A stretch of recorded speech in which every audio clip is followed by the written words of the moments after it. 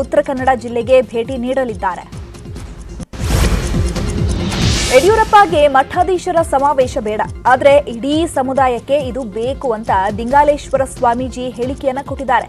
ಜಯ ಮೃತ್ಯುಂಜಯ ಸ್ವಾಮೀಜಿಗೆ ಕಾಣಿಕೆ ಅವಶ್ಯಕತೆ ಇರಲಿಕ್ಕಿಲ್ಲ, ಹೀಗಾಗಿ ಅವರು ಕಾಣಿಕೆ ತಿರಸ್ಕರಿಸಿರಬಹುದು. ಮಠಾಧೀಶರು ಕಾಣಿಕೆ ತೆಗೆದುಕೊಳ್ಳುವುದು ತಪ್ಪಲ್ಲ. ಯಡಿಯೂರಪ್ಪ ಅವರನ್ನು ಕೆಳಗಿಳಿಸಬಾರದು, ಯಡಿಯೂರಪ್ಪ ಅವರೇ ಅಧಿಕಾರ ಸಾಕು ಅಂತ ಹೇಳಬೇಕು ಅಂತ ಹೇಳಿದ್ದಾರೆ.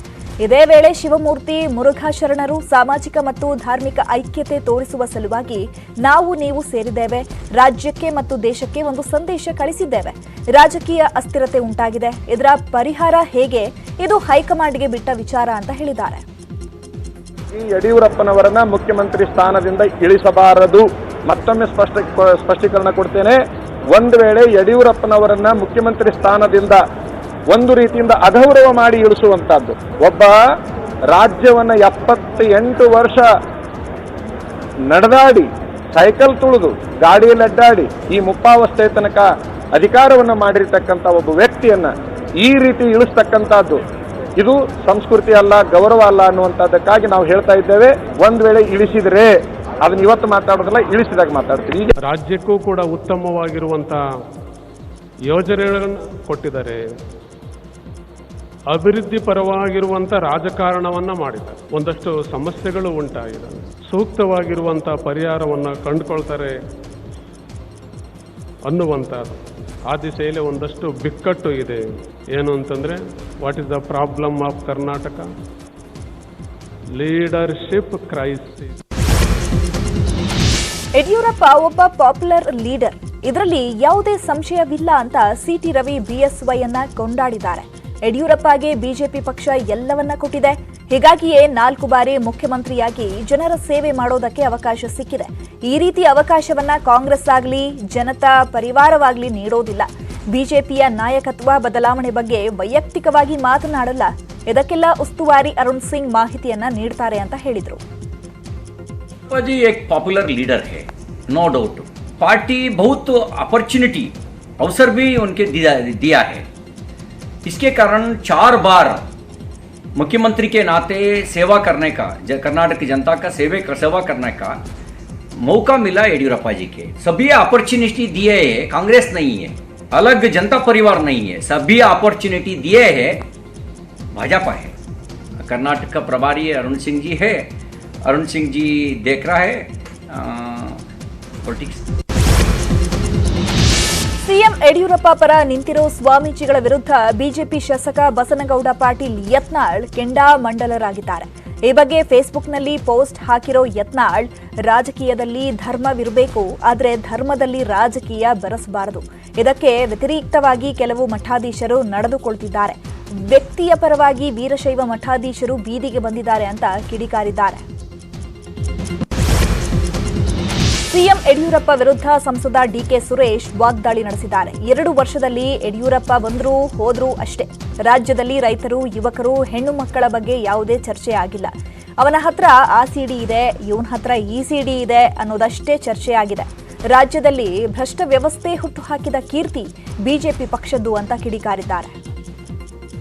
2 ವರ್ಷದಲ್ಲಿ ಏನ್ ಮಾಡಿದಿರಿ ಅಂತ ಕೇಳಿದ್ರೆ, ಆ ಮಂತ್ರಿ ಹಂಗೆ, ಈ ಮಂತ್ರಿ ಹಿಂಗೆ, ಇವನ್ ಯಾರೋ ಸಿಡಿ ಬಿಡ್ತಾನಂತೆ, ಅವನ್ ಯಾರೋ ಸಿಡಿ ಇಸ್ಕೊತಾನಂತೆ, ಈ ಮಂತ್ರಿ ಸಿಡಿ ಇದೆಯಂತೆ, ಆ MLA ಸಿಡಿ ಇದೆಯಂತೆ. ಇದೇ ಹೊರತಾಗದೆ ಬೇರೆ ಇನ್ಯಾವುದು ಕೂಡ ಚರ್ಚೆನಲ್ಲಿಲ್ಲ. ಆ ರೈತರಿಗೆ ಅನುಕೂಲ, ಕಷ್ಟದಲ್ಲಿದ್ದಾರೆ, ಅವ್ರಿಗೆ ಏನಾರ ಸಹಾಯ ಮಾಡ್ಬೇಕು. ಹೆಣ್ಮಕ್ಳು ಬಡ್ಡಿ ಕಟ್ಟಕ್ ಆಗ್ತಾ ಇಲ್ಲ, ಅವ್ರಿಗೆ ಏನಾರ ಸಹಾಯ ಮಾಡ್ಬೇಕು. ಯುವಕರು ಉದ್ಯೋಗಗಳನ್ನ ಕಳ್ಕೊಂಡು ಮನೆಗೆ ವಾಪಸ್ ಬಂದಿದ್ದಾರೆ, ಅವ್ರಿಗೆ ಸಹಾಯ ಮಾಡ್ಬೇಕು. ಒಂದೇ ಒಂದು ವಿಚಾರ, ಕಳೆದ 2 ವರ್ಷಗಳಲ್ಲಿ ಇವರ ಆಡಳಿತದಲ್ಲಿ ದೊಂಬರಾಟ ನಡೀತಾ ಇದೆಯೇ ಹೊರತು, ಅಧಿಕಾರಕ್ಕೋಸ್ಕರ ದೊಂಬರಾಟ ಮಾಡ್ತಾ ಇದ್ದಾರೆ ಹೊರತು ಬೇರೆ. ಬಾಗಲಕೋಟೆ ಜಿಲ್ಲೆ ಮುಧೋಳ ತಾಲೂಕಿನ ಮಿರ್ಜಿ ಗ್ರಾಮದಲ್ಲಿ ಪ್ರವಾಹ ಪರಿಸ್ಥಿತಿಯಿಂದ ಬಾಣಂತಿಯೊಬ್ಬರು ಪರದಾಡಿದ್ದಾರೆ. ಘಟಪ್ರಭಾ ನದಿ ಪ್ರವಾಹ ಹೆಚ್ಚಾಗ್ತಿದ್ದು ಮಿರ್ಜಿ ಗ್ರಾಮದಲ್ಲಿ 100 ಮನೆಗಳು ಜಲಾವೃತವಾಗಿದೆ. ಮನೆಗೆ ನೀರು ನುಗ್ಗಿದ್ರಿಂದ 4 ದಿನದ ಹಸುಗೂಸಿನೊಂದಿಗೆ ಬಾಣಂತಿ ಪೂಜಾ ಎಂಬಾಕೆ ದೇವಸ್ಥಾನದ ಆವರಣದಲ್ಲೇ ಇದ್ದಾರೆ. ನೀರು ಹೆಚ್ಚುತ್ತಿರುವ ಹಿನ್ನೆಲೆ ಮತ್ತೆ ಬೇರೆಡೆ ಸ್ಥಳಾಂತರವಾಗೋ ಅನಿವಾರ್ಯತೆ ಎದುರಾಗಿದೆ.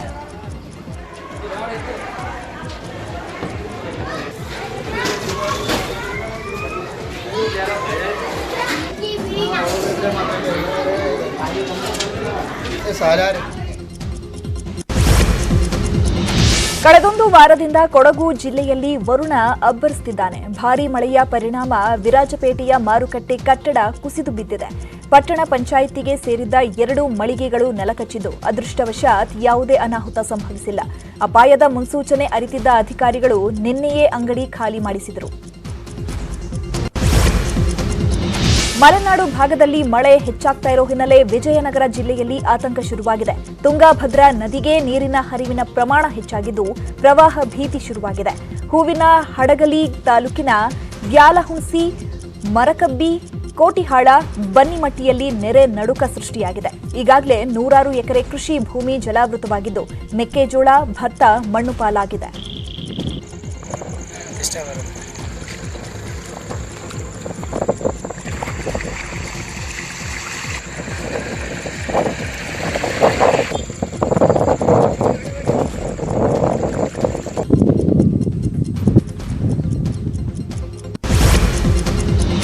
ಕೃಷ್ಣಾ ನದಿ ನೀರಿನ ಒಳಹರಿವು ಕ್ಷಣ ಕ್ಷಣಕ್ಕೂ ಹೆಚ್ಚಾಗ್ತಾ ಇದೆ. ಹೀಗಾಗಿ ಬಾಗಲಕೋಟೆ ಜಿಲ್ಲೆಯ ಜಮಖಂಡಿ ತಾಲೂಕಿನಲ್ಲಿ ಪ್ರವಾಹದ ಭೀತಿ ಎದುರಾಗಿದೆ. ಮುತ್ತೂರು ನಡುಗಡ್ಡೆಯಲ್ಲಿ ಸಿಲುಕಿದ್ದ 35ಕ್ಕೂ ಹೆಚ್ಚು ಕುಟುಂಬಗಳನ್ನು ಸ್ಥಳಾಂತರ ಮಾಡಲಾಗಿದೆ. ಇನ್ನು ಮುಧೋಳ ತಾಲೂಕಿನಲ್ಲೂ ಪ್ರವಾಹ ಪರಿಸ್ಥಿತಿ ನಿರ್ಮಾಣವಾಗಿದ್ದು, ಮಿರ್ಜಿ, ಒಂಟಗೋಡಿ, ಮಳಲಿ ಗ್ರಾಮಗಳಿಗೆ ನೀರು ನುಗ್ಗಿದೆ. ಅಷ್ಟೇ ಅಲ್ಲ, ಮುಧೋಳ ತಾಲೂಕಿನಲ್ಲೇ 6ಕ್ಕೂ ಹೆಚ್ಚು ಸೇತುವೆಗಳು ಜಲಾವೃತವಾಗಿದೆ.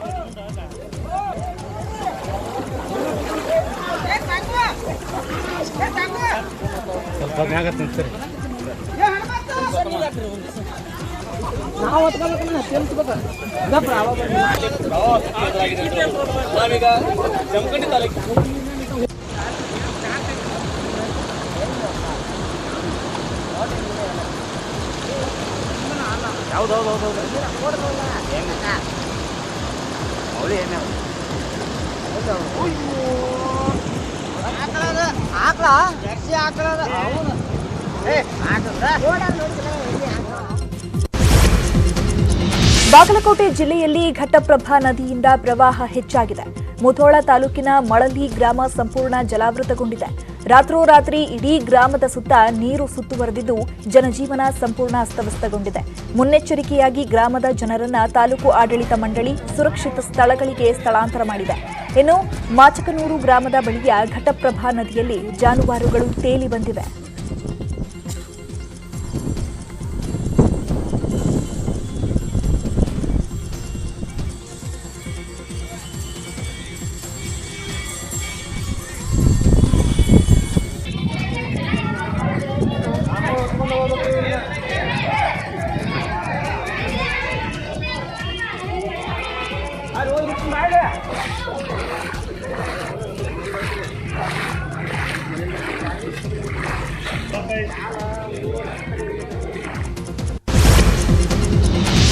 ಉತ್ತರ ಕನ್ನಡ ಜಿಲ್ಲೆಯ ಕದ್ರಾ ಜಲಾಶಯದಿಂದ ಅಪಾರ ಪ್ರಮಾಣದ ನೀರು ಹೊರಬಿಡಲಾಗ್ತಾ ಇದೆ. ಇದರ ಪರಿಣಾಮ ಕದ್ರಾ ಗ್ರಾಮದ ಮನೆಗಳ ಮೊದಲನೇ ಮಹಡಿಯವರೆಗೆ ನೀರು ನಿಂತಿದೆ. ಪ್ರವಾಹದ ಹೊಡೆತಕ್ಕೆ ಲಕ್ಷಾಂತರ ರೂಪಾಯಿ ಮೌಲ್ಯದ ವಸ್ತುಗಳು ಹಾನಿಯಾಗಿದ್ದು, ಮನೆಯಲ್ಲಿದ್ದ ವಸ್ತುಗಳೆಲ್ಲ ಚೆಲ್ಲಾಪಿಲ್ಲಿಯಾಗಿವೆ. 2 ವರ್ಷದ ಹಿಂದೆ ಸಂಭವಿಸಿದ್ದ ಪ್ರವಾಹಕ್ಕಿಂತಲೂ ಈ ಬಾರಿಯ ಪ್ರವಾಹ ಭೀಕರವಾಗಿದೆ.